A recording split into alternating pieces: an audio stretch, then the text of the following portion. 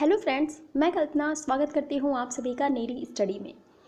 आशा करती हूँ कि आप सभी की पढ़ाई बेहतर चल रही होगी और आपसे मेरी रिक्वेस्ट है कि आपने अगर अभी तक इस चैनल को सब्सक्राइब नहीं किया है तो सबसे पहले नेरी स्टडी को सब्सक्राइब कर लें और उसके बाद वीडियो को जितना ज़्यादा हो सकता है शेयर करते रहें और जितने सारे फ्रेंड्स हैं उनको आप इसे सब्सक्राइब करने के लिए बोलते रहें।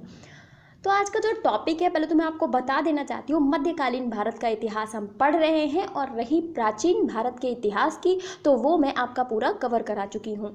और मैं आपसे हमेशा ये चीज़ कहती रहती हूँ कि अगर आपको लगता है कि कोई चीज़ ऐसी है या कोई तथ्य ऐसा है जो छूट गया है तो आप कमेंट बॉक्स में मुझे बता सकते हैं और मैं उसे पूरा ज़रूर कराऊँगी। मध्यकालीन भारत के इतिहास में हम दिल्ली सल्तनत में प्रवेश कर चुके हैं, जिसमें हमने गुलाम वंश को पूरा कवर कर लिया है। आज हम खिलजी वंश के उदय के बारे में पढ़ेंगे, क्योंकि गुलाम वंश के बाद जिस वंश का उदय हुआ वो था खिलजी वंश। बलबन की हत्या के बाद या मृत्यु के बाद कह सकते हैं कि खिलजी वंश का उदय हुआ था। तो ये कुछ हमारे सामने एक मैप सामने आता है कि उस समय कैसा क्षेत्र था, कौन कौन से क्षेत्र थे जो उस समय दिल्ली सल्तनत के अधीन आते थे।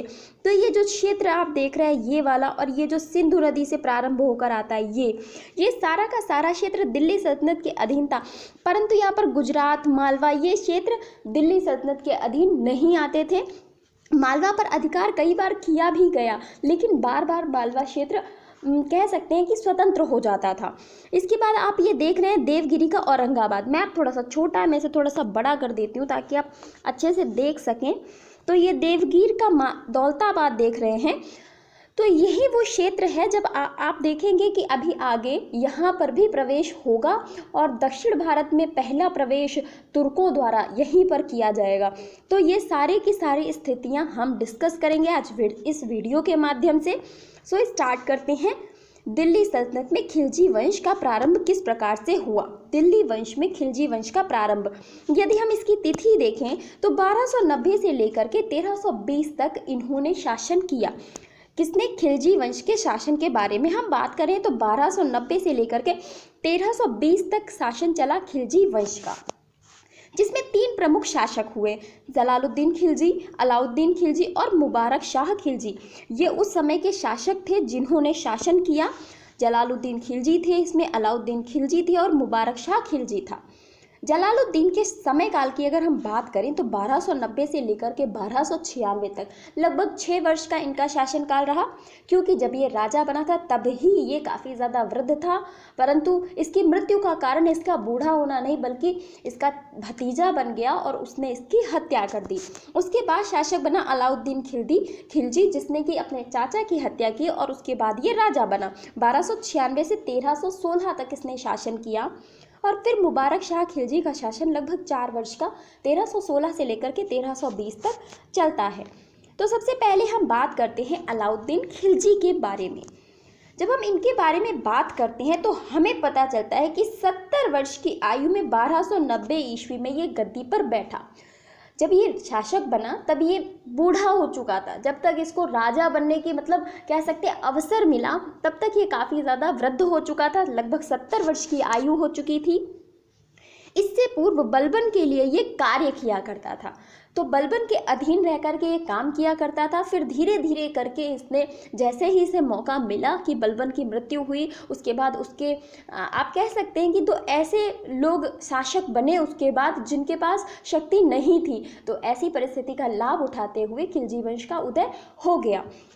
इसका शासन अधिक दिनों तक ना चल सका, क्योंकि इसके भतीजे अलाउद्दीन खिलजी को पहले ही इसकी सत्ता पर नज़र थी। अलाउद्दीन खिलजी पहले ही राजा बनना चाहता था। उसके अंदर एक कह सकते हैं कि सत्ता की भूख थी कि उसे राजा बनना है, उसे धन दौलत चाहिए थी, उसके अंदर बहुत सारी चीज़ों को लेकर के लालसा भरी हुई थी। तो उसने उस लालसा को पूरा करने के लिए समय का इंतज़ार न करते हुए जलालुद्दीन खिलजी को मृत्यु दे दी।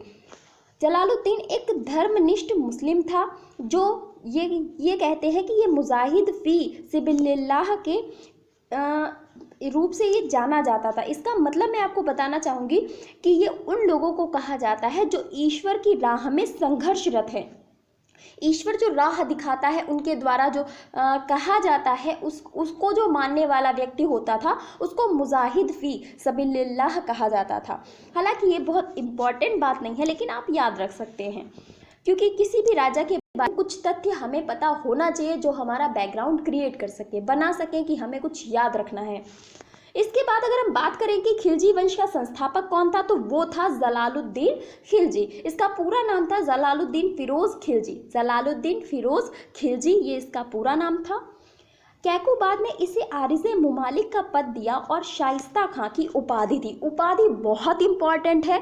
तो जलालुद्दीन जो खिलजी था उसको शाइस्ता खां की उपाधि किसने दी थी, तो वो दी थी कैकुबाद ने। कैकुबाद ये वही अंतिम जो राजा रह गए थे ना, इसके बाद कैम्योर्स राजा बनता है। तो कैकुबाद जब राजा बना था उसने शाइस्ता खां की उपाधि दी थी, किसको, जलालुद्दीन खिलजी को, और आरिज़े मुमालिक के पद पर इसको बिठाया था। राज्याभिषेक की अगर हम बात करें तो इसने किलो खड़ी में अपना राज्याभिषेक कराया। वहाँ पर एक किलो खड़ी या किलो गढ़ी कहा जाता है, उसका महल था। इसको बलबन का महल, बलबन का लाल महल भी कहा जाता था। तो वहाँ पर इसने अपना राज्याभिषेक कराया। उसके बाद क्या होता है कि 1290 ईस्वी में इसने कड़ा मानिकपुर के सूबेदार मलिक छज्जू, जिसने सुल्तान मुगीसुद्दीन की उपाधि धारण करके अपने नाम के सिक्के चलवाए और खुतबा पढ़वाया। तो एक विरोधी काम कर दिया कि एक इतना बड़ा सुल्तान, दिल्ली सल्तनत का राजा बनकर बैठा हुआ है व्यक्ति, और तुम अपने नाम के खुतबे पढ़वा रहे हो, अपने नाम के सिक्के चलवा रहे हो, और तुम ऐसी सुल्तान मुगीसुद्दीन की उपाधि धारण कर रहे हो। तो राजा को ये बात बिल्कुल भी अच्छी नहीं लगी। तो 1290 में ये कड़ा मानिकपुर का सूबेदार था, उसने ऐसा कार्य किया। तो राजा को ये विद्रोह के रूप में लगा। राजा को ऐसा लगा, मतलब जलालुद्दीन खिलजी को ऐसा लगा कि ये तो मेरे खिलाफ विद्रोह हो गया, अब इसको शांत कराना होगा।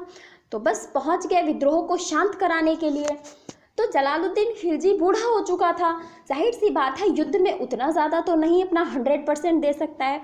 तो ये क्या करता था कि अपने साथ में अपने भतीजे को लेके जाता था, जो कि इसका भतीजा भी था, इसका दामाद भी था, क्योंकि जलालुद्दीन खिलजी की पुत्री के साथ विवाह किसने किया था, अलाउद्दीन खिलजी ने। अगर आपने अलाउद्दीन खिलजी वाली मूवी पद्मावत देखी है तो वहाँ पर ये स्टोरी दिखाई गई है, मैंने वो मूवी देखी है, वहाँ पर ये स्टोरी दिखाई गई है कि किस प्रकार से अलाउद्दीन खिलजी जलालुद्दीन खिलजी की हत्या करता है, उसकी बेटी से विवाह करता है, और जिस दिन हत्या करके आता है उसी दिन वो सिंहासन पर बैठ जाता है। मतलब उसे इतनी लालसा थी राजा बनने की। तो शायद बर्नी ने ऐसा लिखा भी है कि एक ऐसा राजा जिसने खून से लगे हुए, इस तरीके से कुछ शब्द थे उसके, कि खून से लिपटे हुए उस सर पे जो ताज पहना जाता था उस ताज को उसी दिन धारण कर लिया जिस दिन वो अपने राजा का गर्दन काट करके आया था। कुछ इस तरीके से शब्द थे, मैं कल आपको ज़रूर बताऊंगी। तो ऐसा कुछ हुआ था कि 1290 में कड़ा मानिकपुर के सूबेदार ने जब विद्रोह कर दिया तो उसको क्या किया, उस विद्रोह को दबाने के लिए अलाउद्दीन खिलजी को अपने साथ लेकर के गया। कड़ा मानिकपुर का सूबेदार इसने अलाउद्दीन खिलजी को ही फिर बना दिया कि तुमने मेरी हेल्प की है यहाँ पर से इस सूबेदार को विद्रोह समाप्त करने में, तो यहाँ की सूबेदारी अब तुम ही संभालो। लेकिन वो तो सूबेदार नहीं बनना चाहता था, वो तो राजा बनना चाहता था। 1292 में मंडौर व झाइन के किलों को भी इसने जीत लिया। जीता किसकी मदद से, अलाउद्दीन खिलजी की मदद से। उसके बाद क्या हुआ, 1292 ईस्वी में मंगोल आक्रमणकारी हलाकू के पौत्र अब्दुल्ला के आक्रमण पर सफलता अलाउद्दीन ने ही प्राप्त की थी। ये भी दृश्य उस पद्मावत मूवी में दिखाया गया है कि जहाँ पर मंगोलों से विजय अलाउद्दीन खिलजी ने प्राप्त की, ये दृश्य उसमें दिखाया गया है। तो ये सच था कि मंगोलों पर विजय अलाउद्दीन खिलजी ने प्राप्त की थी, और वो हलाकू का पौत्र था जिसका नाम था अब्दुल्ला। इससे पहले हमने देखा था हलाकू के पुत्र इला खां को। तो इला खां के बाद उसका पुत्र अब्दुल्ला आया, और अब्दुल्ला के साथ युद्ध किया किसने, अलाउद्दीन खिलजी ने। अलाउद्दीन ने जलालुद्दीन के काल में ही पहले मालवा पर हमला किया, इसके बाद इसने भिलसा में एक अभियान का नेतृत्व किया। अब आप सोच रहे होंगे कि मालवा पर हमला करने और भिलसा में एक अभियान चलाने का इसका जो उद्देश्य था वो क्या था। इसका उद्देश्य था, पहले ये स्वयं को धनी बनाना चाहता था, कि पहले मेरे पास इतना पैसा होना चाहिए कि मैं किसी राजा के सामने खड़ा हो सकूं। तो इसीलिए ये लूटपाट करता था ताकि इसके पास धन एकत्रित हो सके। तो ऐसी स्थिति में क्या इसने किया कि मालवा पर हमला किया और वहाँ से धन लूटा। वहाँ से धन लूटने के बाद इसने भिलसा नामक एक क्षेत्र पर हमला किया और उसके बाद वहाँ से भी इसे बहुत सारी संपत्ति प्राप्त हो गई। तो जलालुद्दीन खिलजी को तो ये लग रहा था कि ये इतना सारा लूटपाट जो करके ला रहा है ये मेरे राजकोष में जमा कराया जाएगा, पर वो तो बेचारे बूढ़े हो चुके थे, उनको कुछ पता नहीं था। इसका अलग ही ट्रिक चल रही थी, इनका अलग ही दिमाग चल रहा था, क्योंकि ये खुद राजा बनना चाहता था, जो चीज़ बाद में उन्हें पता चली। 1295 ईस्वी में और अधिक लूटपाट के उद्देश्य से अलाउद्दीन ने देवगिरी पर हमला बोल दिया, वही देवगिरी का क्षेत्र जो अभी मैंने आपको दिखाया था। तो देवगिरी पर जब हमला बोल दिया, यहाँ पर यादव वंशीय रामचंद्र देव का ये क्षेत्र था, वो यहाँ पर शासन किया करते थे और सबसे ज़्यादा धन की प्राप्ति अलाउद्दीन खिलजी को इसी क्षेत्र से हुई, क्योंकि यहाँ पर उसको रत्न मिले, आभूषण मिले, बहुत सारा धन प्राप्त हुआ, घोड़े मिले, बहुत सारे मतलब कह सकते हैं कि जितनी संपत्ति उसे कई सारे अभियान करने के बाद भी नहीं मिली, उससे ज़्यादा संपत्ति उसे यहाँ से मिली। तो उसके पास जो धन इकट्ठा हुआ था वो बहुत ही ज़्यादा हो गया। तुर्क शासकों द्वारा दक्षिण भारत पर यह पहला हमला था, क्योंकि इससे पहले कोई भी दक्षिण भारत पर अभियान नहीं किया गया था। कोई भी शासक जो दिल्ली सल्तनत का था वो इस तरफ आ ही नहीं पाया, कह सकते हैं, या उसने प्रवेश करना ही नहीं चाहा, क्योंकि बीच में पड़ते थे विंध्य के पर्वत, जो सतपुड़ा और विंध्य के पर्वत हैं वो पड़ते थे और उनके घनघोर जंगल पड़ते थे।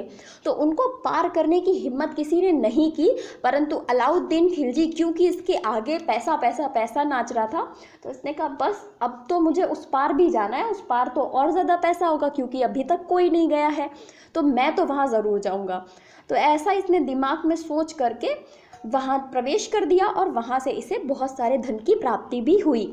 रामचंद्र देव ने यहीं पर समर्पण कर दिया, यहाँ से बहुत धन लूटा गया। कहते हैं कि यहाँ की स्त्रियों को भी अलाउद्दीन खिलजी ले आया था, जैसा कि मूवी में भी दिखाया गया है। तो मैं इसलिए आपको मूवी का बता रही हूँ, क्योंकि जब हम कुछ देखते हैं तो वो दृश्य हमारी आंखों में ज़्यादा बेहतर ढंग से रह जाते हैं। और इतिहास के लिए मुझे लगता है कि जो भी मूवीज़ आती हैं आप उन्हें एक बार ज़रूर देखा करें, जिसमें इतिहास कुछ दिखाया गया है, भारत का इतिहास।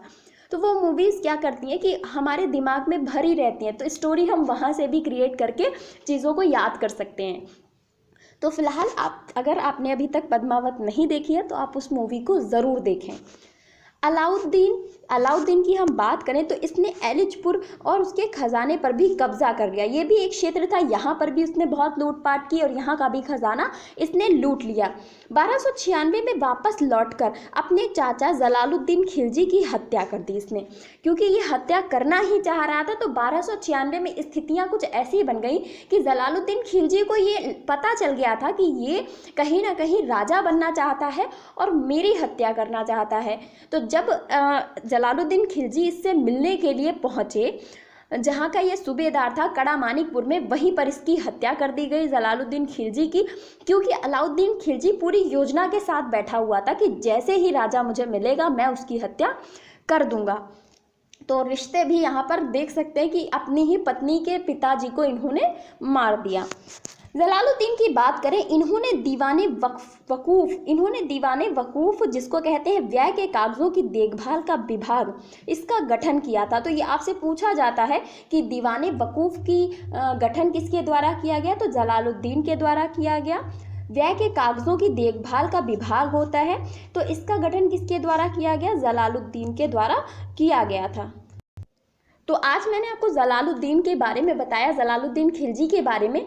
कल हम डिस्कस करेंगे अलाउद्दीन खिलजी के बारे में, क्योंकि हमें अलाउद्दीन खिलजी की बहुत सारी स्थितियों का वर्णन करना है, उनको पढ़ना है, इसीलिए उसके ऊपर एक अलग से वीडियो ज़्यादा बेहतर होगा। इसलिए मैंने अलाउद्दीन खिलजी को इसमें ऐड नहीं किया है। तो उसके लिए कल आपके लिए वीडियो आएगा, आप उसका वेट करें।